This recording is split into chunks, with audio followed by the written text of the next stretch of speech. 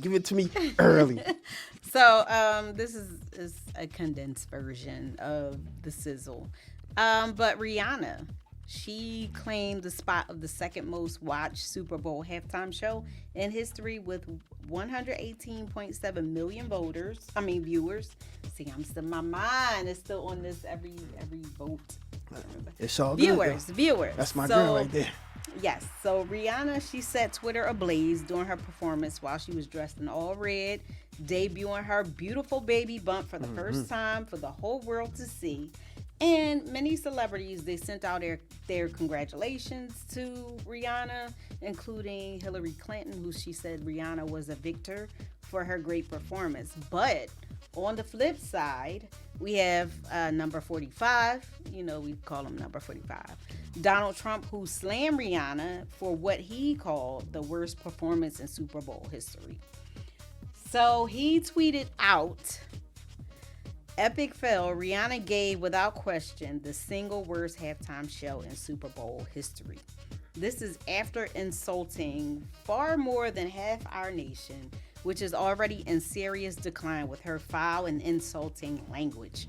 Also, so much for her stylist." Well, I'm gonna be quiet. I know, but they have like a little history or whatever. Like they have a history because when he was doing his MAGA campaign or whatever, he was kind of like touring and doing his campaign and stuff, and then Rihanna was he was playing her music. So he would play her music at his shows, and she sent out a cease and desist that she was going to sue him. So they got a little bad blood going on or whatever. But I just wanted to know what people expected from her. She's pregnant. Like, what did they want her to do? She literally had a whole college marching band, pretty much. Like, what did you expect her to do? I know. I don't get it. But go ahead, my bad. Yeah, I know. Crazy thing was, like, they had this huge debate. Like, so many different platforms was saying, like, oh, what did you think of her performance? And, like, was her performance good? And this and that and the other. And I watched it, and I thought her performance was good. It was very entertaining. I liked the floating, all that stuff. Like, the dynamics were great.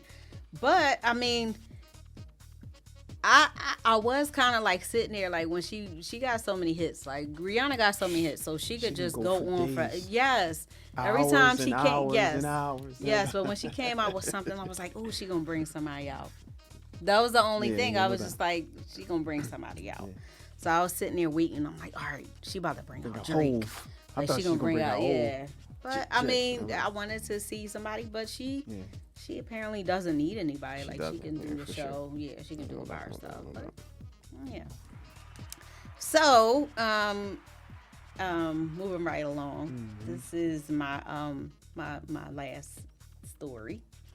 So a 19-year-old white supremacist who killed 10 black people at a Buffalo grocery store in May 2022 has been sentenced to life in prison without the possibility of parole.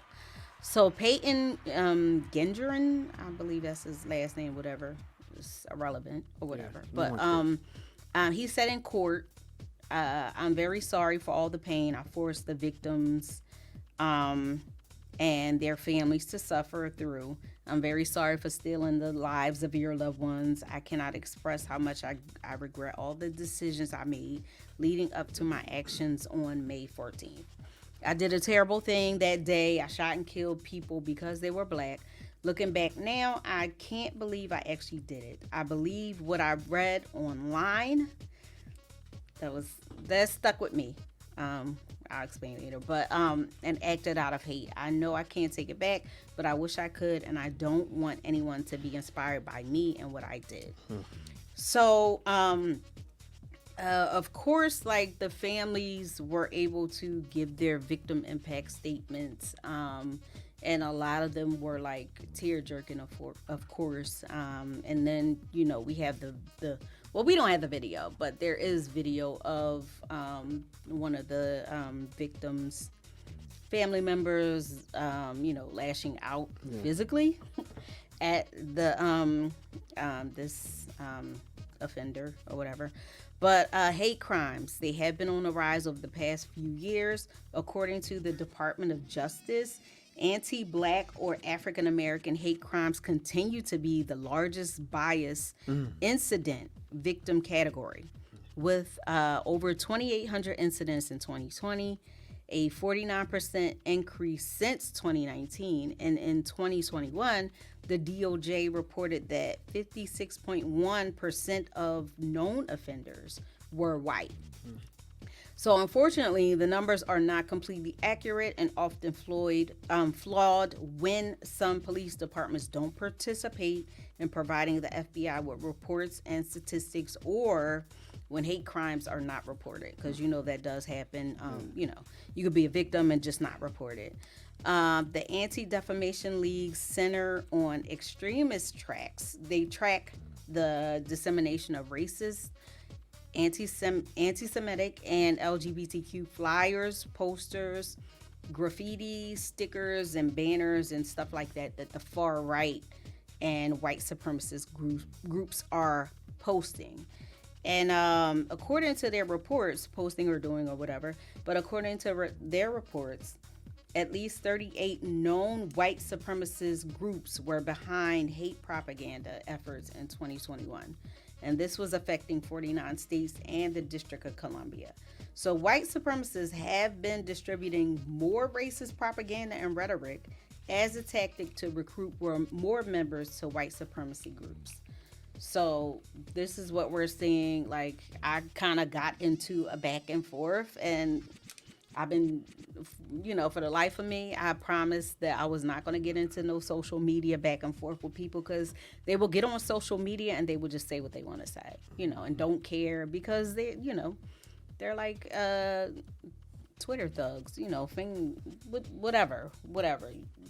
They got Twitter fingers or whatever, and they feel like they can say whatever they want to say. So that's what's going on. Like, a lot of just these white supremacists, they're creating these fake accounts. They're getting on social media, or, just coward stuff. Yeah. I'm going to leave it at that, because that's the whole story for another day. But I'm your girl, Lauren Sizzle, and that was the Sizzle. And that was the Sizzle, ladies and gentlemen. It's your boy, Charles Gregory, with the beautiful Lauren Sizzle. And my guy. And this is We Talk Weeklies After the Talk on WPPMLP Philadelphia 106.5 FM. We Talk Weeklies After the Talk. What a dynamic show. We want you to tune in next week, where we'll be here and have some more candidates for mayor who will be in the leadership position for the citizens of Philadelphia. Make sure you vote. Make sure you continue to watch We Talk Weekly, and make sure you continue to support. Send a couple dollars. We can use them. $ We Talk Weekly. And we out here like last year. I'm your boy, Charles Gregory, and beautiful Lauren Sizzle. And we'll see you on the other side. Holla. Peace.